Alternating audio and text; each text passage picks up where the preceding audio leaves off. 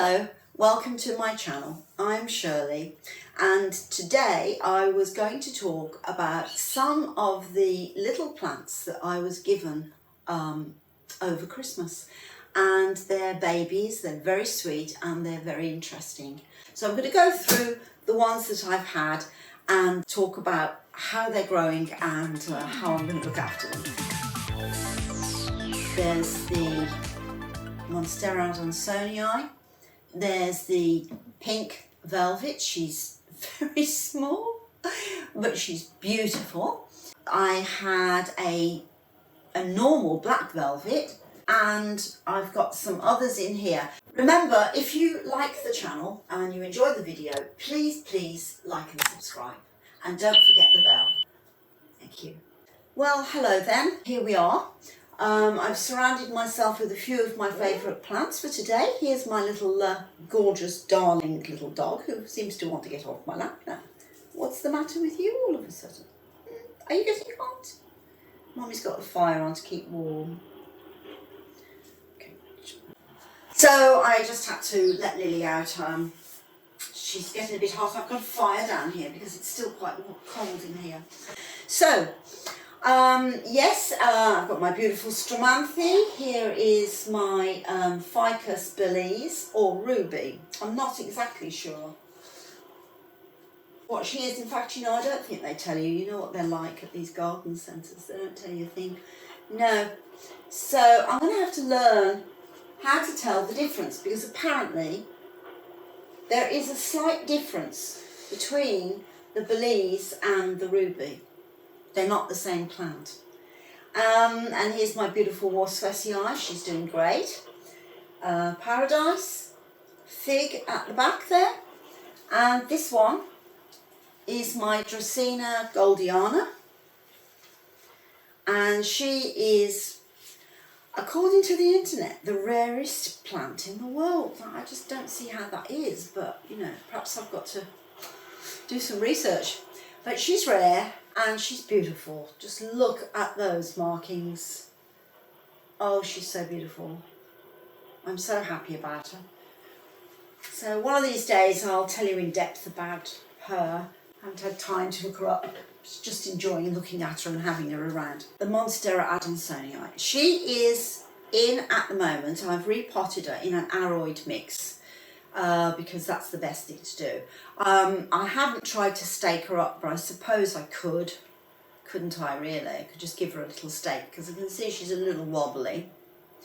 And she is a half moon elbow Monstera adansonii.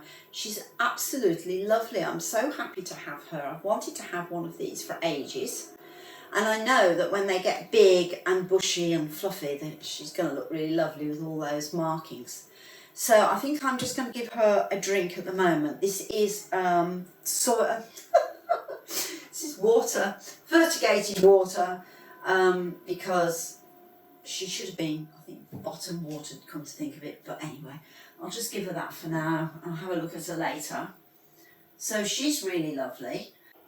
And I keep her in the lounge at the moment near the kitchen door, because my other one I've had for a long time, she is in the lounge itself, in the body of the lounge, and she's fine. So I think she'll be all right there. I'll keep an eye on her and see how she goes, but she does need light. If they don't get plenty of light, you know, these colours, they can fade and start to look a bit more green. So always remember, when you've got a variegated or half moon, they need that extra bit of light, but not full sun when the sun does finally come out, because you will just burn the leaves. Now the other one that I've got, this one is just a straightforward black velvet, which I adore. I do have another one. Now this one, I don't know what happened, but when I got her out of the pot, one of her roots just broke clean off. But she's got a lot of little roots, so I'm going to put her in fertigated water for a little while, because I want to see if I can grow on a few more roots, and then I may well just put her straight into pond. So I'm going to have a think about that. She's a Alocasia, So I will see about whether or not I'll put her into palm. But if I don't put her in palm, then I'll put her in an aroid mix. But I want to get a few more leaves on her because her other leaf dropped off. So I think I repotted her in lots of perlite and houseplant. But then I thought, well, maybe I should repot her again. I got her out. I mean, she's been doing really well. This leaf is still there, even though the other one dropped off quite a while ago. So she is okay. But she has lost some roots, so I'm going to just put her in that fertigated water for now. Just in case you're not sure about fertigation. Fertigation is where you break up the amount of fertiliser that you would give. So, just to be really rough about it, if you gave half a teaspoon to several plants in, say, a gallon of water, so you would have to break up the amount that was in that half a teaspoon into 4. I mean, that's all you're doing. So over 4 weeks, you just break up the amount, or it could be 6 weeks. You break up the amount in an even dose and put that teeny tiny little bit in your amount of water that you normally use, whether it's so many pints or whether it's a gallon or whatever it is that you do. And that way, it's just another way of fertilising them, but it's so much better in a way because they don't have to go weeks and weeks and weeks with no fertiliser, and then have a sudden shot of fertiliser, which can be, you know, a bit of a strong dose on the roots. And then one of my other little ones, this one, by the way, is black velvet as well. She was a present, and she is tiny. This was a present as well. She's tiny. She is a black velvet pink, and she has lots and lots and lots of variegation on her leaves, and the leaves have very faint pink on them. I mean, at the moment she's very small, very tiny. So I'm leaving her in the sort of mossy mix for the baby plant that she was in when we first had her. I'm just going to grow her on for a little bit longer like this and see if she gets a little bit bigger. If she has any problems, I'll get her out of this, but I thought I'd leave her for a bit longer because I don't want to sort of go and do something that shocks her and then I lose her because she's really sweet. I do hope you can see that tiny little bit of pink. But she was one of my other little presents. The next one, which I'm really quite happy about, is this one. This is the Alocasia Pink Bambino. And she has a lot of pink on her. She's more developed, obviously, than the little black velvet here, so I'll put her up there for now. And she's doing well. So I had her for Christmas, and she will grow 12 to 18 inches high, and she will be a sort of nice sort of size like that. She has longish, pointy leaves, and they're very shiny. And she's a lovely, pretty plant. And when she gets bigger, she's just going to be so pretty. They don't like to be too cold, and they don't like to be in drafts. So there is that to them. They like a lot of bright light, but they do not, like all plants, just don't put them straight in front of the sunshine when it finally comes out, because they will scorch and that will just ruin your beautiful plants. So if you do get one of these, I'm not sure how fast they grow. I would probably think they're a kind of average growing plant really, because my Alocasia Polly, which is a sort of in the family, she can grow fairly quickly in the summertime. So I'm presuming that this one will too. And as she's thrown up so many leaves at such a small plant, so I'm beginning to think that she's going to get bushy quite fast. Once the spring comes and everything starts to grow again. So that's nice. They need to be bottom watered. It's not very good to water them from above. The thing about these plants is that they need to be in an aroid mix. They need to be in a dryish mix. And she might be a little difficult to look after because she needs to be sprayed and misted regularly. Once a day or, once every other day, something like that. Just don't forget them. And you don't want to wet the topsoil. So what you do is you bottom water them. And then that water will just be sucked up as and when it's needed, as the soil pulls it up. So then you'll leave them for about a week and then water them again as they start to dry out. So you need to look at the bottom of your plant pot regularly just to see that there's no excess water lying around there, and let them dry out during that week. Test the soil at least, an inch of dryness, and then water them again, unless they're wilting, because at different times of the year the plants react differently, don't they? It's different from the winter to the summer. You've got different conditions. You've got dryness from the radiators, or you've got this dry but mild air from the sunshine in the summer. So, this time of the year they can dry more than they could in the summertime. It's really quite crazy when you think about it. But bottom watering is the most important. And I think she's absolutely lovely. I'm so happy to have her. My son bought her for me. And I don't know if you can see the more pink from the back of her, because I could see more pink from the back of her. There's a lot of pink on the surface, but it's how the light catches it as well, makes that pink more clear.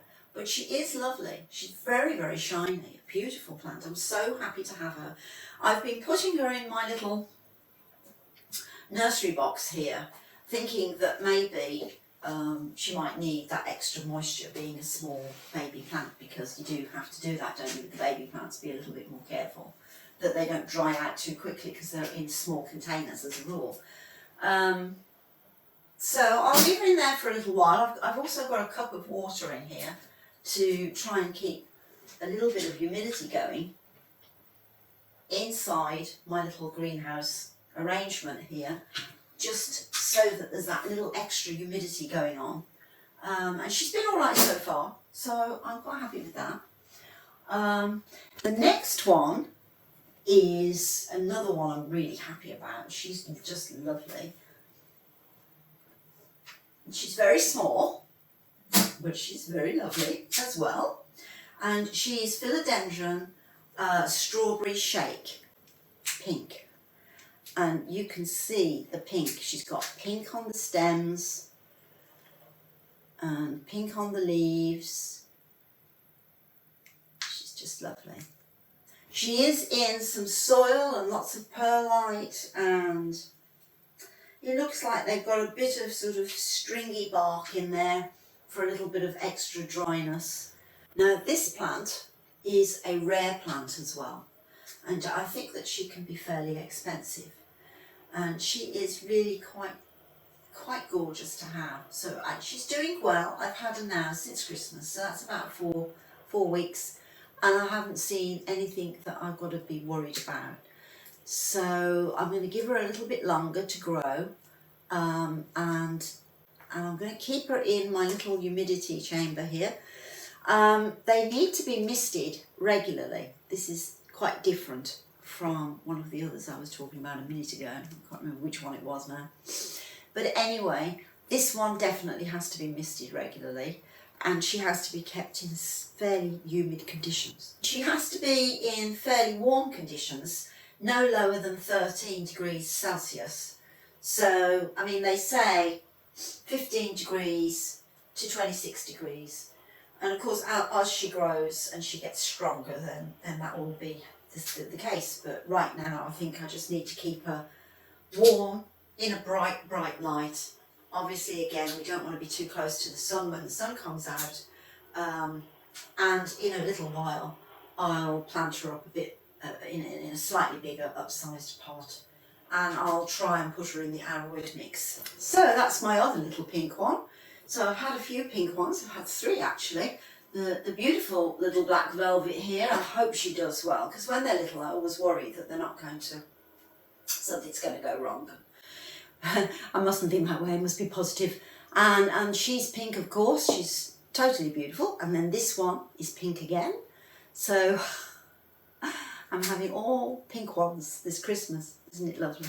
And last but not least is another rare one. Now this one had a beautiful leaf and it dropped off. So I'm quite worried. It had a beautiful dark red leaf and it was shiny and it looked really lovely, but it just dropped off. It's got a new leaf now which doesn't look very red at the moment, so I'm not sure what's going to happen with this one. This one is, I'm going to try and say it correctly, Philodendron squamiculae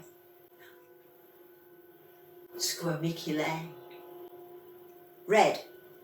So she's quite rare and she's lovely. Now you can see the picture beside me, so you know what she's going to be like. And she's going to be biggish and bushy, and she's going to have lovely leaves. That's if I can keep her going. But she can't go in here apparently. She has to be kept dry. So with this one, you would bottom water and you would do that once a week and you would let her dry out. She can't be misted according to the notes that I've read about looking after her, because I've never had one. So you don't want to mist her. So if you keep her in a cabinet or something, there might be too much moisture in there. That could bring on fungal problems or some other problem. So I'm not going to put her in anything like that. I'm just going to keep her dry, keep an eye on her, let her dry out, and then bottom water her with plenty of holes in the bottom of this little cup that I've got her in at the moment, and see how she goes, and fertigate her regularly and see how she goes. So I haven't got much to show you here, but you can see the picture, so you can see how she will go if she grows any bigger. This is the problem when you bought little ones. They are a worry, because just like all babies, they need nursing, they need watching carefully.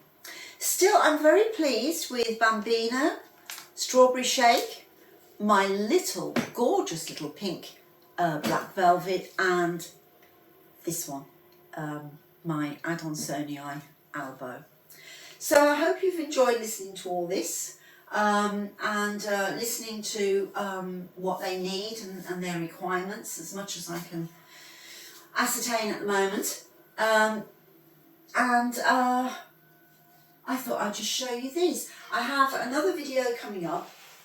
Now you may have already seen it, but I think I'm going to put this one up first. The other video is about pond for beginners, and I'm going to put some of my plants in pond.